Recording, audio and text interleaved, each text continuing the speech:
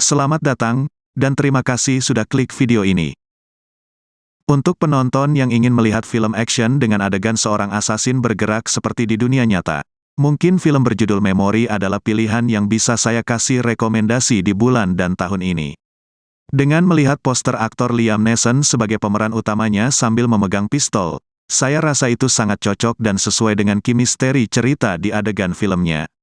Film Memory tidak ada adegan bercanda. Film ini lebih banyak action dan sedikit bicara. Film ini adalah sebuah remake dari film Belgia tahun 2003 berjudul The Memory of a Killer. Inti dalam film ini adalah menceritakan kisah seorang pembunuh bayaran yang tiba-tiba mendapat penyakit Alzheimer, walaupun bisa disebut sebagai penyakit demensia karena penyakitnya lebih ke masa awal-awal dari lupanya ingatan si asasin. Sebelum memulai, video ini mengandung spoiler. I'm the bad man. Kisah ini dimulai dengan karakter bernama Alex Lewis yang diperani oleh Liam Neeson, menyamar sebagai perawat di sebuah rumah sakit. Entah karena alasan apa atau ada perintah dari siapa, tiba-tiba si asasin Alex ini mulai melakukan kejahatannya dengan membunuh seorang pria yang saat itu sedang mengunjungi ibunya tepat di depan mata, walaupun ibunya sedang berada di kondisi koma. Seperti yang saya bilang, film ini mencerminkan sifat dari asasin yang dibuat dengan adegan seperti kejahatannya serasa dapat banget. Asasin Alex merupakan pembunuh bayaran yang melakukan pekerjaannya dengan membunuh orang demi uang, seringkali atas perintah gangster yang beroperasi di dan sekitar El Paso, Texas.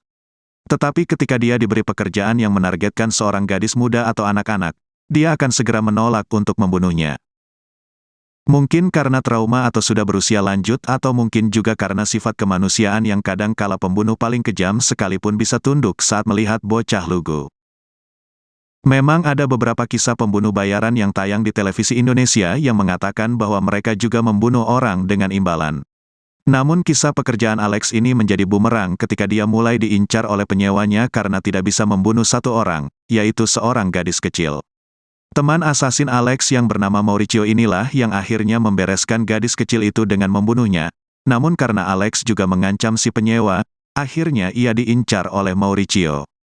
Sayangnya teman tidur Alex saat itu tewas oleh Mauricio, hingga dia membunuhnya tepat di depan mata Alex. Mauricio berkata ke Alex, "Kamu jadi lembek," saat ia ditangkap dan diledakkan di mobil. Bagi Alex, mungkin teman tidur wanita atau si pelacur kesayangan yang tewas tidak membuatnya marah. Namun bagi dia pembunuhan gadis kecil dan prostitusi yang dilakukan oleh penyewanya adalah kejahatan serius dibandingkan dengan kejahatan membunuhnya. Hingga akhirnya cerita dibuat seru dengan kisah perburuan Alex dengan si penyewannya. Yang paling mengejutkannya adalah terdapat fakta konspirasi yang lebih besar sedang berlangsung, namun gadis kecil bernama Beatrice tersebut adalah korban perdagangan anak. Dan di sana peran seorang agen FBI yang gigih bernama Vincent Serra akan sedikit membantu Alex untuk menjadi saksi dalam membantunya menghentikan operasi perdagangan manusia secara besar-besaran. Bagaimanapun kasus besar ini mempunyai garis merah yang menghubungkan masyarakat kelas atas El Paso, termasuk keluarga pengusaha lokal dan dermawan bernama Davana Sealman. Sementara FBI Serra dan rekan-rekannya yang juga bagian dari intelijen Meksiko, mengalami proses hukum yang panjang jika ingin memenjarakan pedagang manusia yang dilindungi orang kaya berpengaruh tersebut. Alex tampaknya menjadi satu-satunya orang yang dapat memotong rantai hukum itu. Namun sayangnya ketika Alex mencoba membunuh Davana Sealman tersebut, dia malah terjebak dan tertangkap saat ingin mencoba memberitahukan bukti lain untuk memenjarakannya. Alex malah lupa dengan lokasinya karena penyakit demensia yang mulai parah. Namun begitu ingat dan ingin memberitahu si Vincent Serra FBI, ia malah tewas di berondong tembakan. Di bagian akhir adalah yang paling mengejutkan bagi penonton. Walaupun bukti akhir sudah dipegang oleh Serra, ia masih belum bisa menjebloskan Davana Sealman. Adegan memang tidak menjelaskan alasannya secara langsung, tapi mungkin karena dia kaya hingga bisa menyuap petugas negara atau memang pemimpin Serra yang korup. Namun hal itu sepertinya tidak berlaku di Meksiko, yang mana rekan Serra dari bagian intelijen Meksiko akhirnya membunuh si Davana Sealman layaknya seorang asasin juga.